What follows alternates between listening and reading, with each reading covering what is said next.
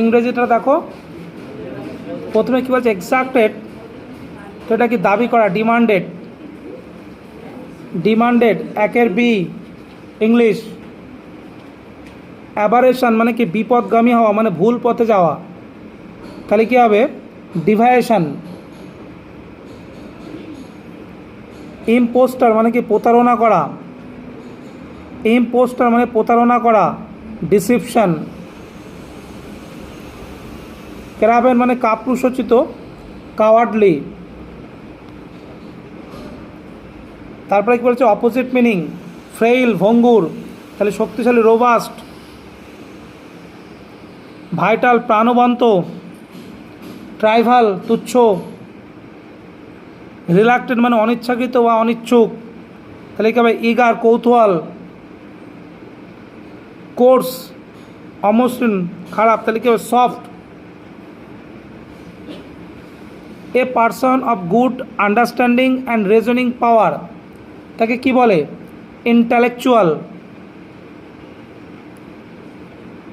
One who possess many talents, তাহলে কী হবে ভার্সাটাইল। টিটোটালার মিনস, আমরা এটা অনেক সময় ওয়ান ওয়ার্ডে দেখি, এখানে কোশ্চেনটা দিয়ে ওয়ান ওয়ার্ডটা বলতে চাইছি। Teetotaller means one who abstain from taking wine, মদ থেকে বিরত থাকা, টিটোটালার। বলছে choose the suitable correct spelled, এখানে তিনটে বানান দেওয়া আছে, তার মধ্যে কোন বানানটি সঠিক হবে। তো এখানে টেম্পোরারি এই বানানটি সঠিক, TEMPORARY, এই টেম্পোরারি এই বানানটাই সঠিক।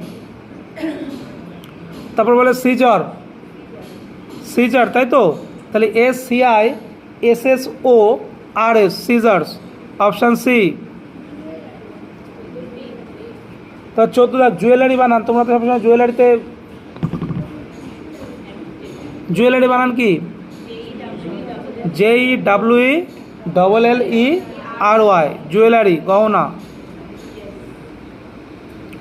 তারপরে appropriate preposition, Mr Sen is engage dash Mrs Sen, তাহলে কী হবে engage with, Mr Sen engage with Mrs Sen.